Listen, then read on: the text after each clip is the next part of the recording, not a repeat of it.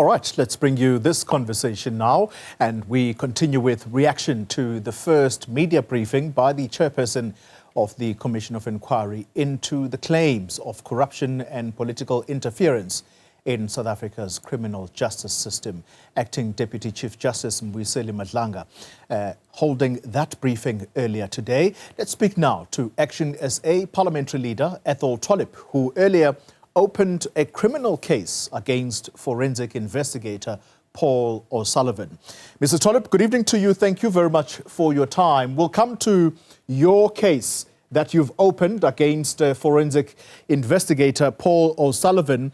You may or may not have been watching, but the chair of the Madlanga inquiry holding a first media briefing today, which signals the start of this judicial inquiry into South Africa's criminal justice system.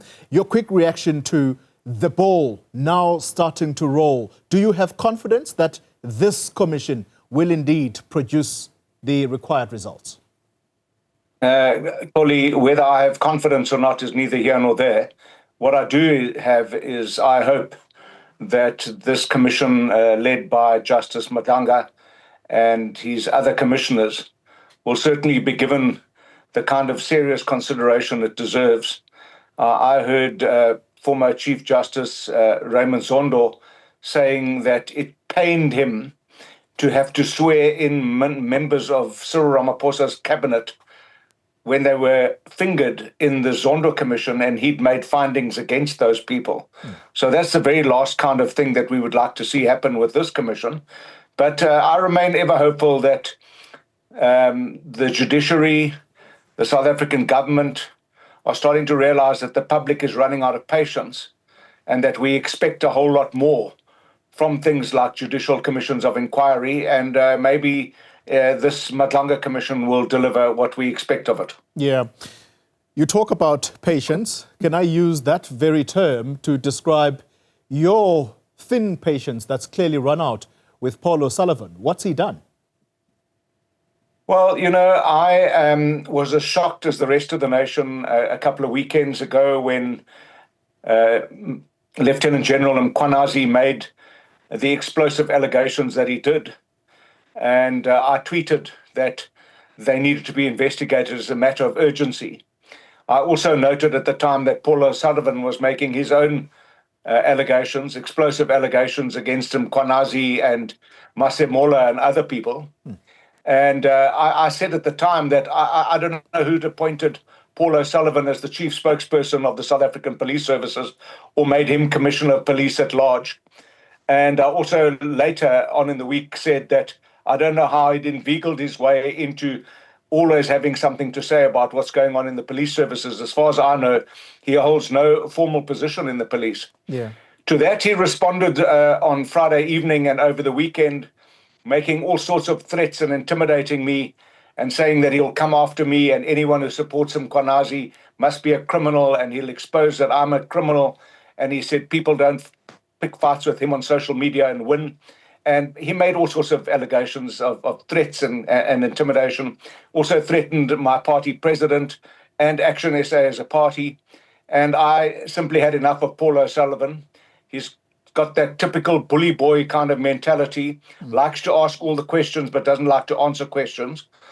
And I told him that I was going to lay criminal charges against him because I felt that his intimidation and threats were preventing me doing my work as an elected public representative. And that's what happened today. Yeah. Are you at liberty to share at all some of the text that he sent? Was this directly to you or via social media platforms? No, it was directly to me on my private WhatsApp call. He called me a stupid idiot. He said I was a fool, I didn't know what was going on, and that I was a criminal and that he would expose my criminality and various other things. Also threatened to tell everyone that he has influence over not to support ActionSA. All that did was made me even more determined to hold him to account for threatening me.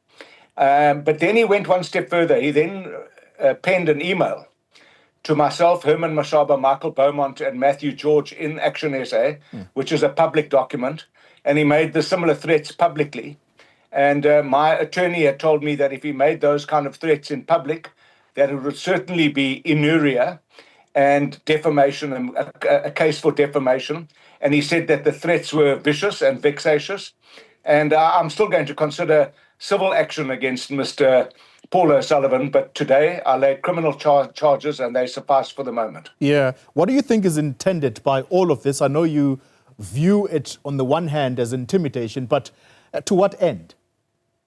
I have no idea, but I do know about the allergy that if you want to know who the owner of the dog is, just kick it hard enough and the owner will come out.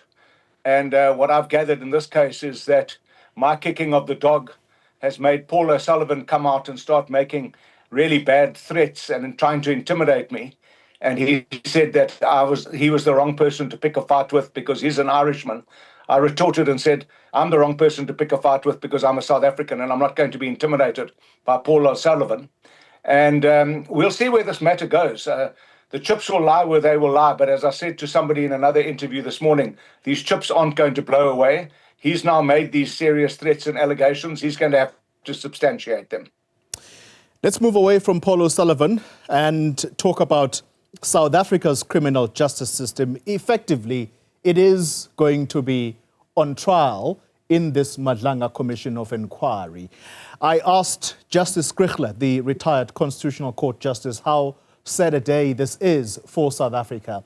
And his response was there is no doubt in his mind that indeed there is a lot to answer for.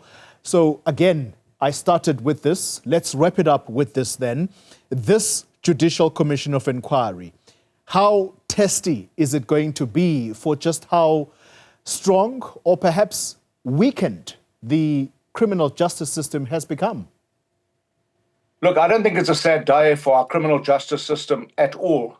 I think it might be a really important seminal turning point for our criminal justice system. South Africans are really sick and tired of being on the receiving end of criminals. They're sick and tired of hearing about drugs being confiscated and ending up back on the streets because corrupt policemen are reselling them. These are the kind of things that concern South Africans, and I believe that we are turning a corner in South Africa where we expect much more from the judiciary. I know that the judiciary, I serve on the Judicial Service Commission where we select judges for higher office. I know that the judiciary knows that they have an enormous responsibility to bring this matter under control. So I wrote to one of the commissioners that serves with me on the Judicial Service Commissioner, Advocate Sesi Baloy, and I wish her all the very best with the important work of the commission. I wish them the wisdom of Solomon and all the conviction that they will require. But more importantly, I wish that the president will take the findings of this commission and turn them into something concrete and not do to this commission what he has done to the Zondo Commission. That's where the biggest sticking point has been to date. We have a president who likes to sit on his hands and not take action. We sincerely hope that in this matter he will get off his hands and take the necessary action. Athol Trollip, I said I was wrapping with you, but now you're opening a whole new can of worms. Okay, so here's a final one. You make reference to the president and whether or not he is going to action this report. Incidentally, today, he brings out a review of the Zondo implementables, if I could call them that, and he says 48% of those implementables have been concluded. Do you take that to heart? And might this Madlanga inquiry be the turning point against all kinds of malfeasance in South Africa? Look, our president is a master of manipulating words and semantics. I don't believe anyone in South Africa believes that 48% of the implementables of the Zondo Commission have been implemented. Otherwise, Judge Zondo would not have lamented what he lamented over this weekend. The fact that the president appoints people who've been implicated in serious corruption by the Zondo Commission means that the Zondo Commission implementables have not been implemented. So really, I don't take that. I take it with a pinch of salt and I give it no credence whatsoever. Athol Trollip, not mincing his words, thank you very much for your time, the parliamentary leader of ActionSA. Mr. O'Sullivan, if you are watching, or at least were watching, that interaction between myself and Athol Trollip, and you feel that you want to reply to Mr. Trollip, it is an open platform. Please, let's talk.